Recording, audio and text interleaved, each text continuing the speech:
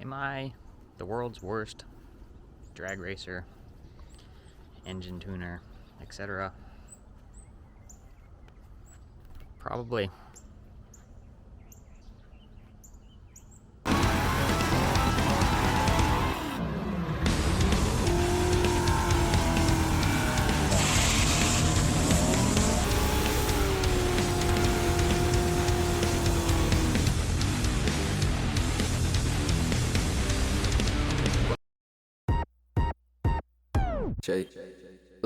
If you watched my last episode, you'll know our family trip to the drag strip on October the 10th ended with a truck puking transmission oil and a car with a missing starter and a flat tire.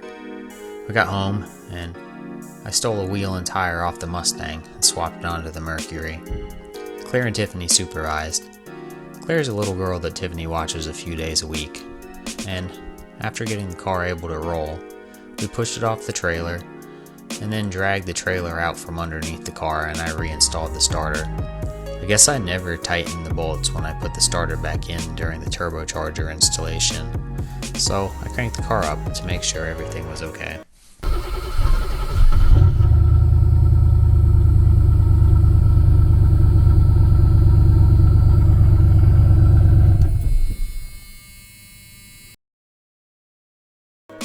After I moved the car, I wanted to check a few things. The first thing I wanted to do was to change the spark plugs. I removed them from the driver's side pretty easily, but the passenger side is a bit of a chore on this car. It requires removing the downpipe and a combination of a floppy head ratchet and swivel socket to get them out. While changing the plugs though, I found that the wastegate feed line had melted in two, so I replaced that and rerouted it to avoid the problem in the future.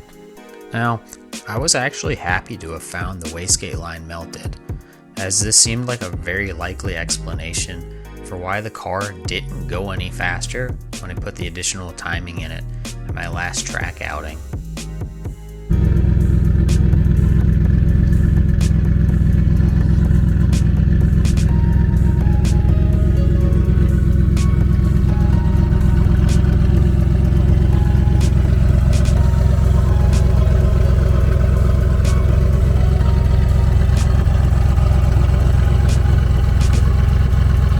So after I fixed the wastegate line, put the spark plugs in, I also rechecked the base timing on this car and found that it was a little bit off. And this was something I was suspicious of. I'll get to that in the next episode after you finish watching this one.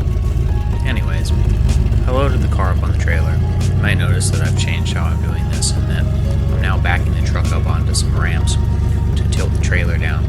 This works out much better and has made loading and unloading the car into the trailer much easier.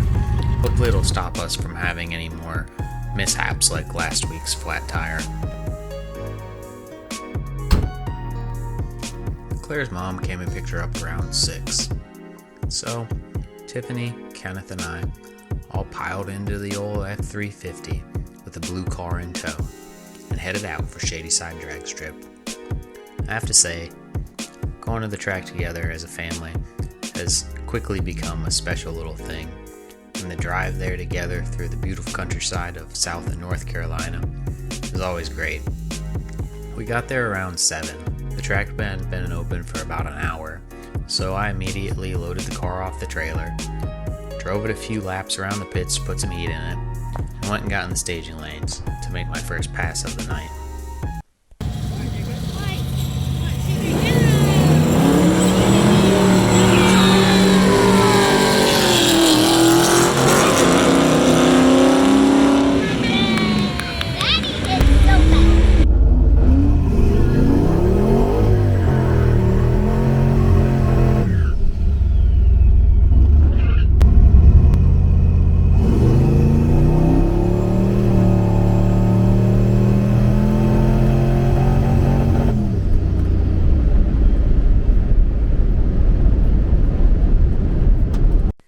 That pass was pretty bad.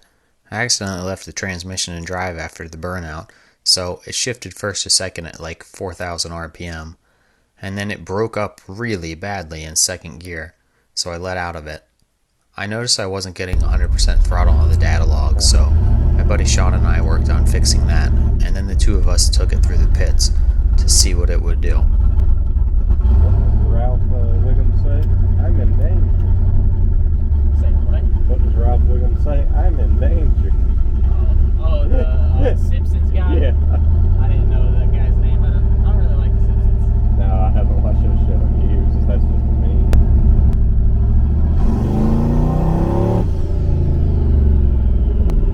I was satisfied I was getting 100% throttle after that, but I couldn't run the car up under a load to a high enough RPM to see if the misfire was gone.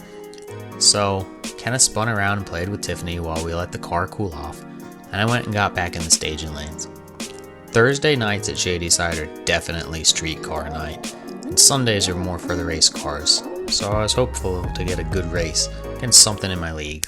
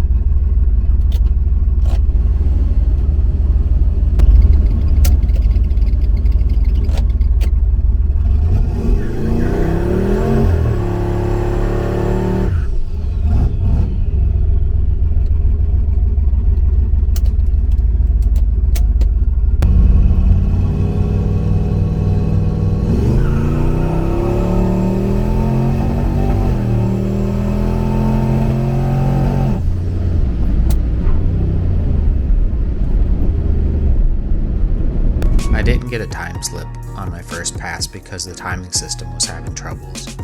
I got one this pass, but it really didn't matter. The car spun the tires, it broke up really badly at high RPM in first gear.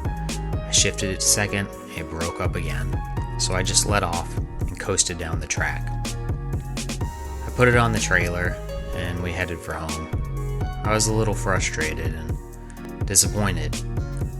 Car was running great last week and now all of a sudden it was running bad.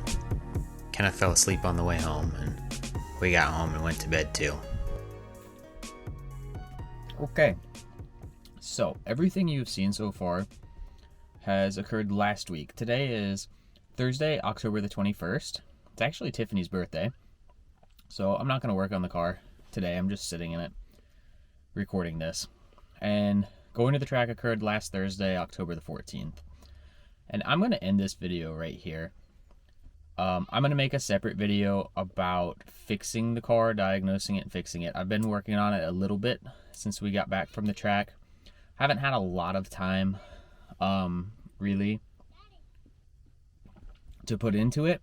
I have some ideas of what's going wrong, some stuff I've already tried, and some more things that I need to try. But in the interest of keeping this video fairly short, we're just going to end it right here. And I'll have a separate one for diagnosing and fixing the car. So that's really it. I hope you've enjoyed watching, and I hope I've kind of kept it real. I know there's a lot of guys who will make a video going to the track. It's their first time out on a new setup, and they like have no problems, and they go run 990 at 140 miles an hour and everything's perfect. But that rarely happens in the real world. There's teething pains, and it a lot of times takes some time to get a new setup dialed in. So that's it. Thanks for watching, and we'll see you next time. Cheers.